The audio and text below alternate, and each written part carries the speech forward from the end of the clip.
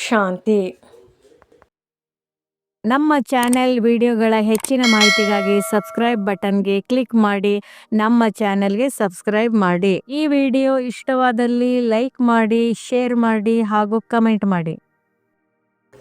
ವಾಣಿ date 24/2/2026 ಪ್ರಾತಃ ಮುರಳಿ. ಓಂ ಶಾಂತಿ. Bob ದಾದಾ ಮಧುಬನ ಮಧುರ ಮಕ್ಕಳೇ, ನೀವು ತಮ್ಮ ಜೀವನ ಸೂತ್ರದ ದಾರವನ್ನು ಒಬ್ಬ ತಂದೆಯೊಂದಿಗೆ ಬಂಧಿಸಿದ್ದೀರಿ. ನಿಮ್ಮ ಸಂಬಂಧವು ಒಬ್ಬ ತಂದೆಯೊಂದಿಗೆ ಇದೆ. ಒಬ್ಬರೊಂದಿಗೆ ಸಂಬಂಧವನ್ನು ನಿಭಾಯಿಸಬೇಕಾಗಿದೆ.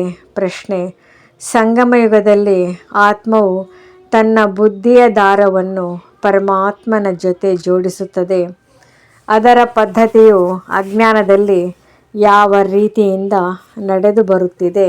ಉತ್ತರ: ವಿವಾಹದ ಸಮಯದಲ್ಲಿ ಸ್ತ್ರೀಯ ಸೆರಗನ್ನು ಪತಿಯ ಶಲ್ಯದ ಜೊತೆ ಗಂಟು ಹಾಕುತ್ತಾರೆ.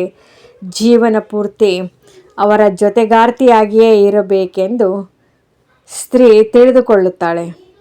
ನೀವಂತೂ ಈಗ ತನ್ನ ಸೆರಗು ಅರ್ಥಾತ್ ದಾರವನ್ನು ತಂದೆಯ ಜೊತೆ ಜೋಡಿಸಿದ್ದೀರಿ.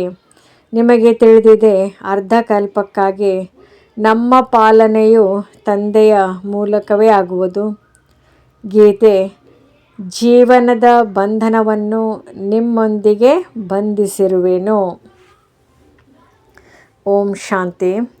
ನೋಡಿ, ಗೀತೆಯಲ್ಲಿ ಹೇಳುತ್ತಾರೆ, ಜೀವನ ಬಂಧನವನ್ನು ನಿಮ್ಮೊಂದಿಗೆ ಬಂಧಿಸಿರುವೆನು ಎಂದು.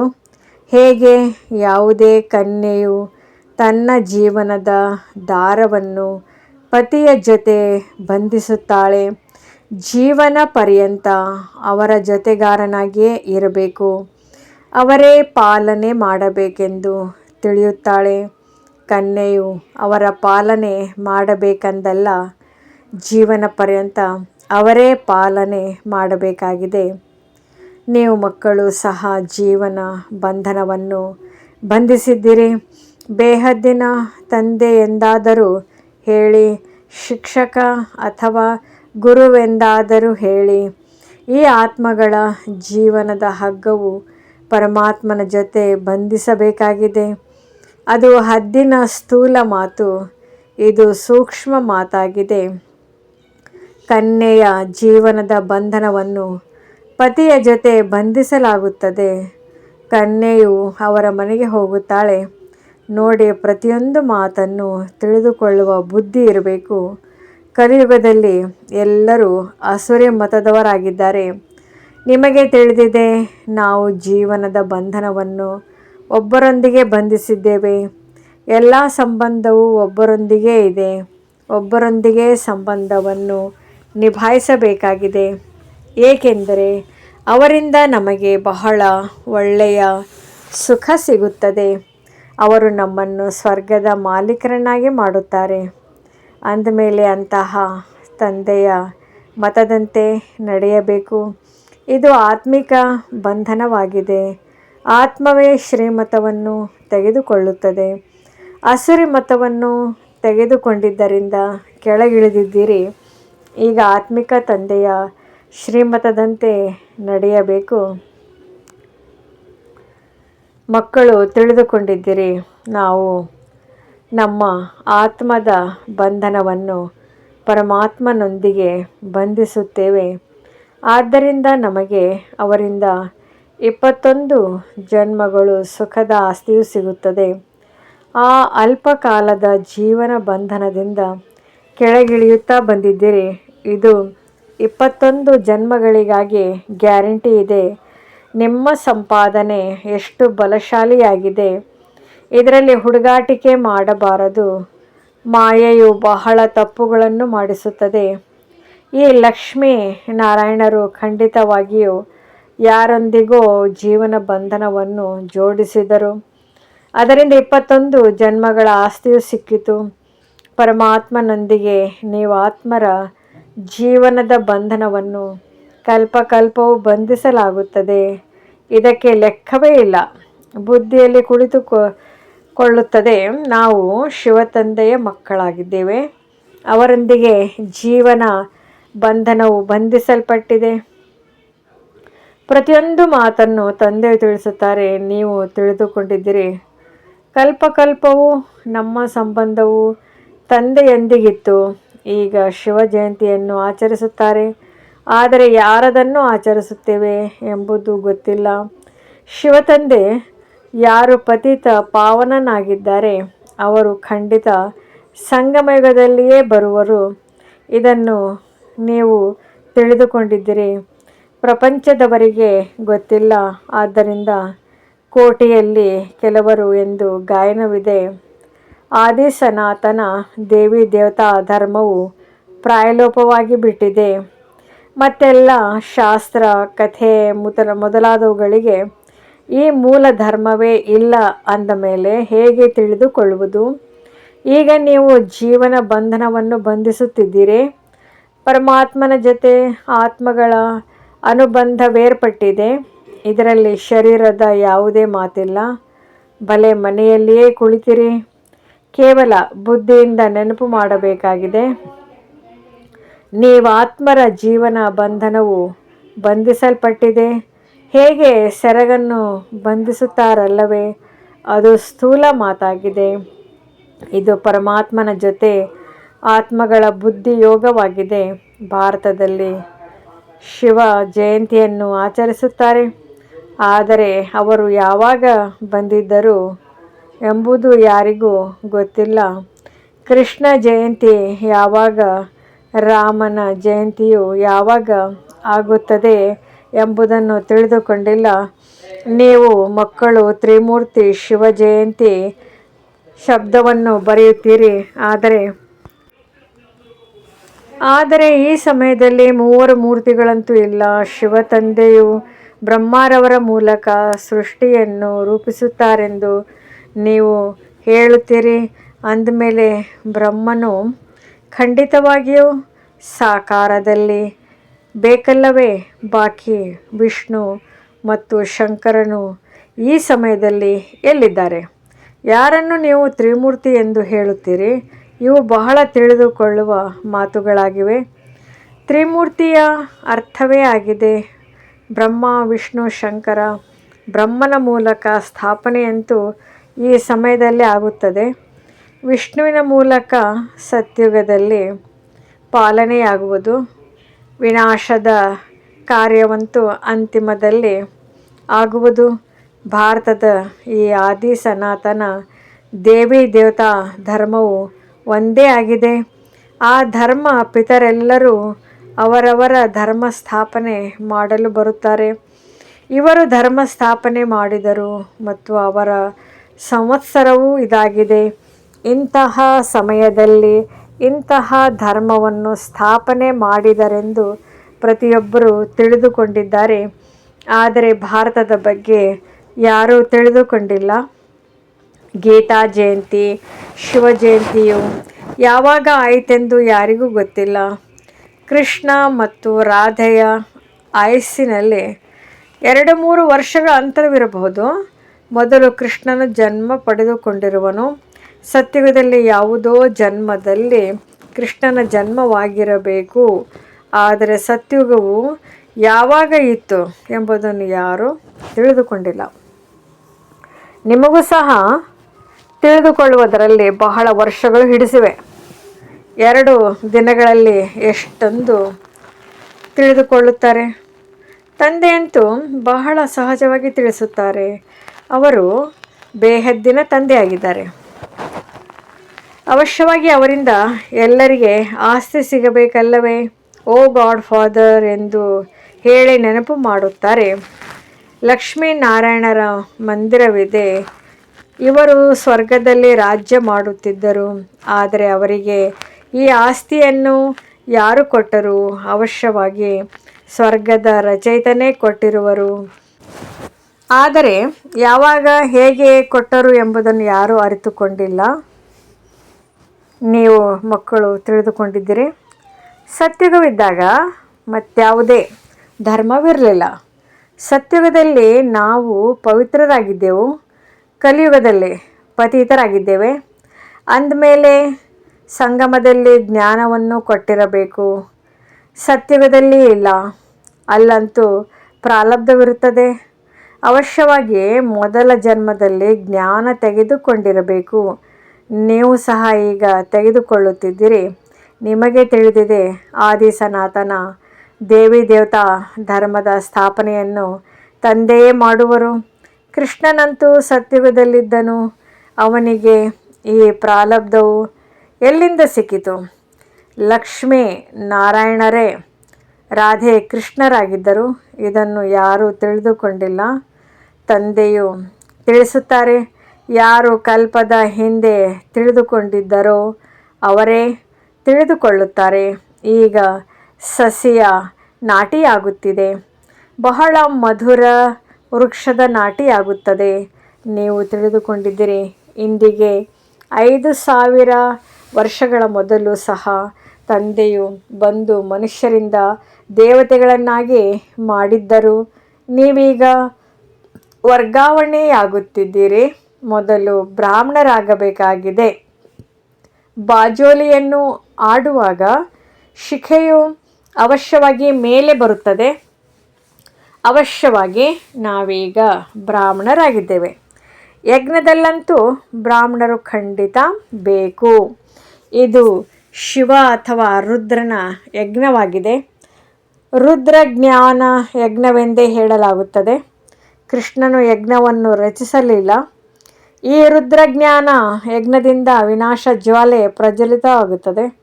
ಶಿವ ತಂದೆಯ ಯಜ್ಞವು ಪತಿತರನ್ನು ಪಾವನ ಮಾಡುವುದಕ್ಕಾಗಿಯೇ ಇದೆ. ರುದ್ರ ಶಿವ ತಂದೆಯು ನಿರಾಕಾರನಾಗಿದ್ದಾರೆ. ಅವರು ಯಜ್ಞವನ್ನು ಹೇಗೆ ರಚಿಸುವರು? ಎಲ್ಲಿಯವರೆಗೆ ಮನುಷ್ಯ ತನುವಿನಲ್ಲಿ ಬರುವುದಿಲ್ಲವೋ ಅಲ್ಲಿಯವರೆಗೆ ಹೇಗೆ ರಚಿಸುವರು? ಮನುಷ್ಯರೇ ಯಜ್ಞವನ್ನು ರಚಿಸುತ್ತಾರೆ.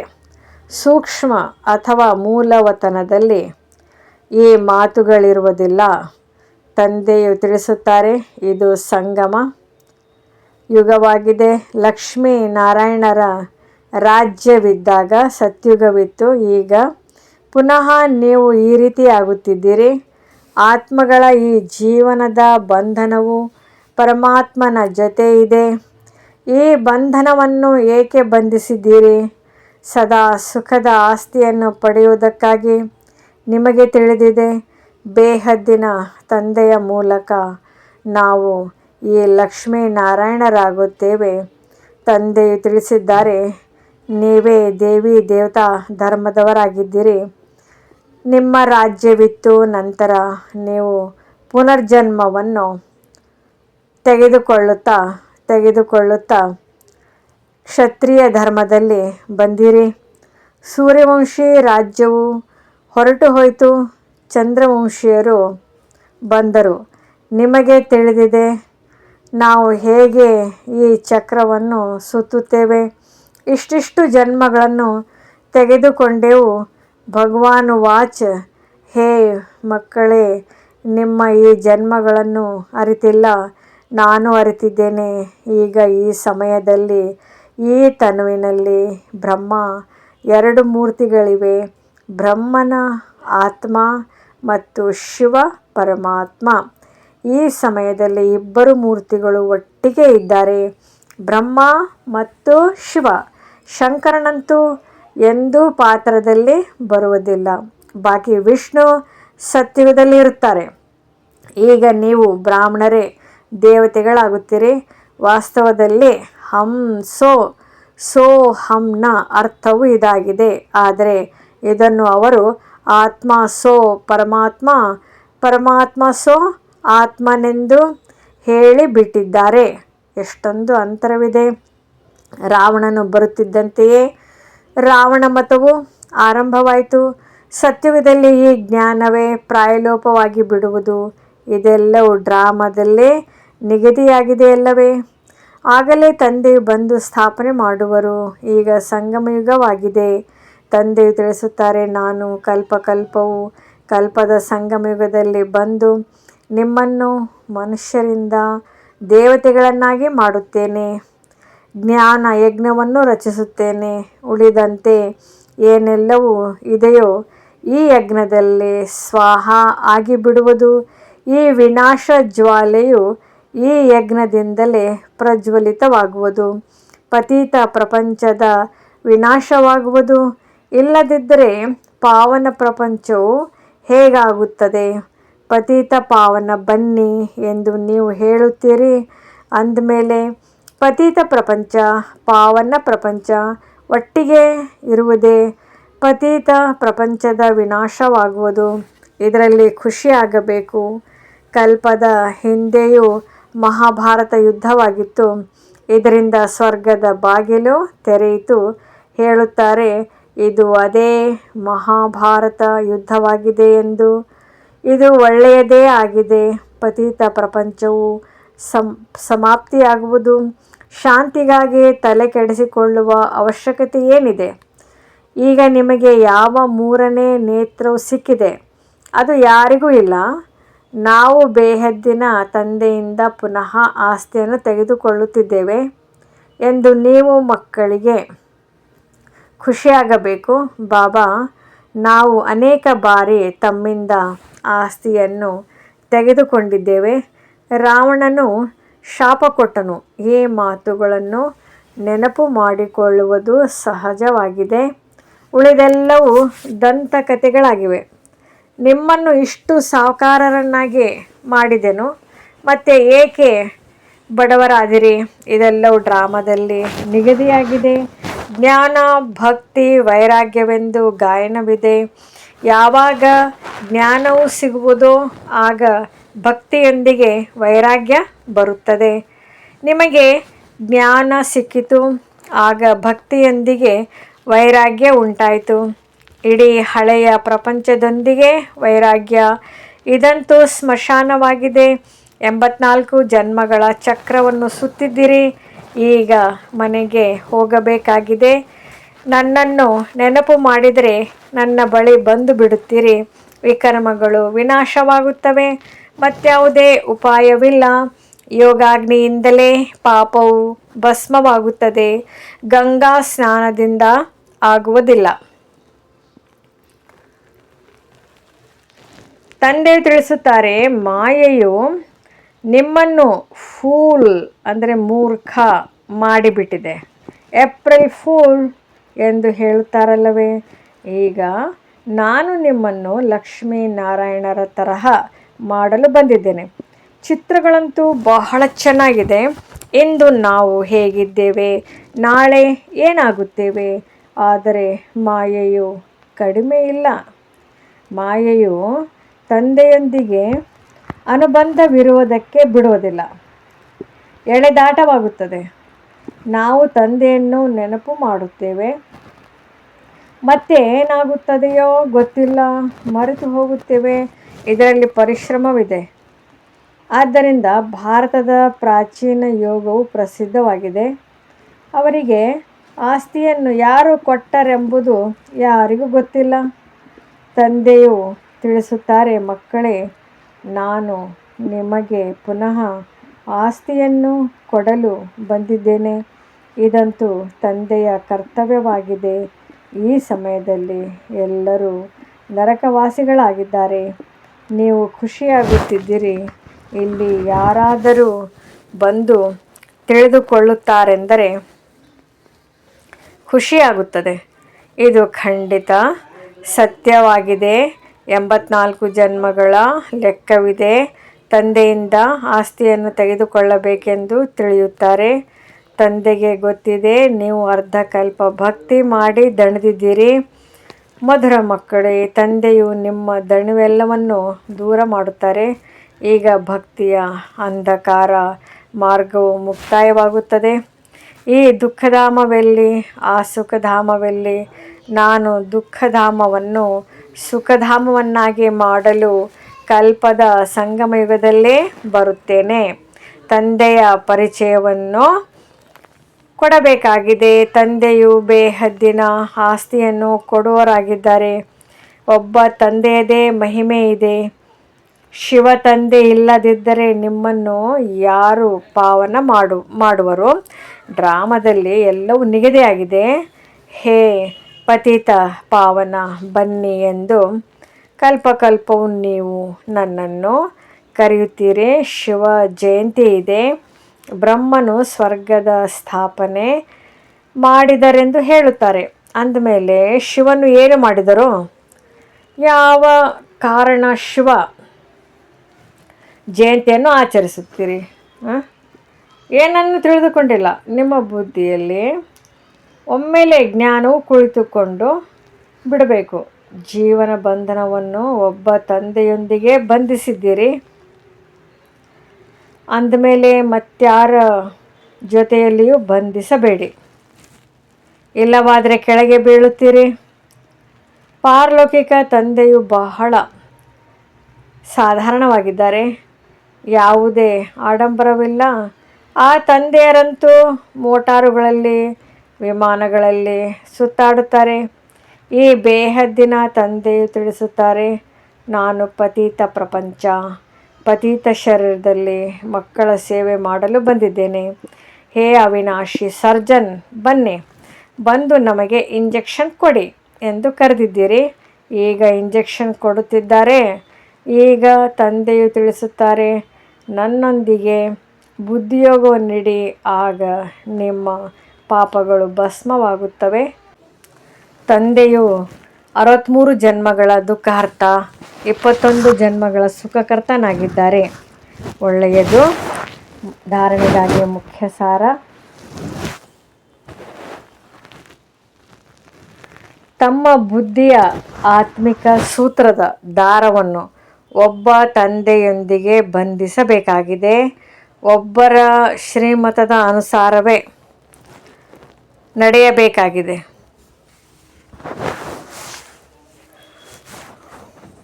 ನಾವು ಬಹಳ ಮಧುರ ವೃಕ್ಷದ ನಾಟಿ ಮಾಡುತ್ತಿದ್ದೇವೆ. ಆದ್ದರಿಂದ ಸ್ವಯಂವನ್ನು ಬಹಳ ಬಹಳ ಮಧುರ ಮಾಡಿಕೊಳ್ಳಬೇಕಾಗಿದೆ.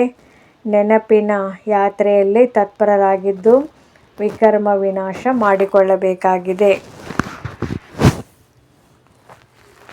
ವರದಾನ: ಮನನ ಶಕ್ತಿಯ ಮೂಲಕ ಪ್ರತಿಯೊಂದು ಜ್ಞಾನ ಬಿಂದುಗಳ ಅನುಭವಿ ಆಗುವಂತಹ ಸದಾ ಶಕ್ತಿಶಾಲಿ ಮಾಯಾ ಮುಕ್ತ ವಿಘ್ನ ಮುಕ್ತ ಭವ. ಹೇಗೆ ಶರೀರದ ಶಕ್ತಿಗಾಗಿ ಪಚನ ಕ್ರಿಯೆ ಅಥವಾ ಜೀರ್ಣಿಸಿಕೊಳ್ಳುವ ಶಕ್ತಿಯ ಅವಶ್ಯಕತೆ ಇದೆಯೋ, ಹಾಗೆ ಆತ್ಮವನ್ನು ಶಕ್ತಿಶಾಲಿಯನ್ನಾಗಿ ಮಾಡಿಕೊಳ್ಳುವುದಕ್ಕಾಗಿ ಮನನ ಶಕ್ತಿ ಇರಬೇಕು. ಮನನ ಶಕ್ತಿಯ ಮೂಲಕ ಅನುಭವ ಸ್ವರೂಪರಾಗುವುದು ಇದೇ ಅತಿ ಶ್ರೇಷ್ಠಕ್ಕಿಂತಲೂ ಶ್ರೇಷ್ಠವಾದ ಶಕ್ತಿಯಾಗಿದೆ. ಇಂತಹ ಅನುಭವಿಗಳೆಂದಿಗೂ ಮೋಸ ಹೋಗಲು ಸಾಧ್ಯವಿಲ್ಲ. ಹೇಳಿಕೆ ಕೇಳಿಕೆ ಮಾತುಗಳಲ್ಲಿ ವಿಚಲಿತರಾಗಲು ಸಾಧ್ಯವಿಲ್ಲ.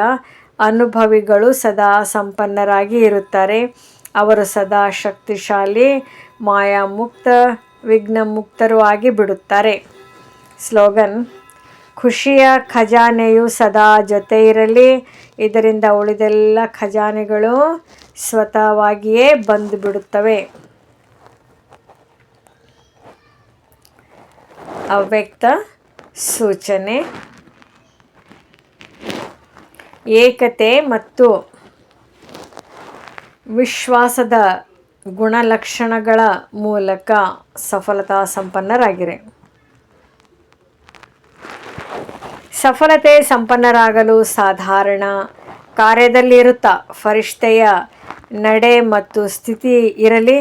ಈ ರೀತಿ ಹೇಳಬೇಡಿ, ಏನು ಮಾಡುವುದು, ಮಾತೇ ಹೀಗಿತ್ತು, ಕೆಲಸವೇ ಹೀಗಿತ್ತು, ಸಂದರ್ಭವೇ ಹೀಗಿತ್ತು, ಸಮಸ್ಯೆಯೇ ಹೀಗಿತ್ತು, ಅದಕ್ಕೆ ಸಾಧಾರಣತೆ ಬಂತು.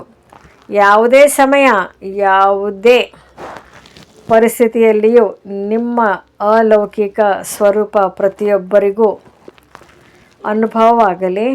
ಹೇಗೆ ಮಾತು ಹಾಗೆ ನಿಮ್ಮ ಸ್ವರೂಪವನ್ನು ಮಾಡಬೇಡಿರಿ. ಮಾತುಗಳು ನಿಮ್ಮನ್ನು ಬದಲಾಯಿಸಬಾರದು. ಆಗ ಎಲ್ಲರ ಸಮೀಪ ಬರುವಿರಿ ಮತ್ತು ಏಕತೆಯ ಸಂಘಟನೆಯ ಶಕ್ತಿಶಾಲಿಯಾಗುವುದು. ಈ ಮುರಳಿ ಇಷ್ಟವಾದಲ್ಲಿ ಹೆಚ್ಚಿನ ಮುರಳಿಗಳ ಮಾಹಿತಿಗಾಗಿ ನಮ್ಮ ಚಾನಲ್ಗೆ ಸಬ್ಸ್ಕ್ರೈಬ್ ಮಾಡಿ. ತಮಗೆ ವಿಡಿಯೋ ನೋಟಿಫಿಕೇಷನ್ ಸಿಗ್ತಾ ಇರುವುದು. ಧನ್ಯವಾದಗಳು.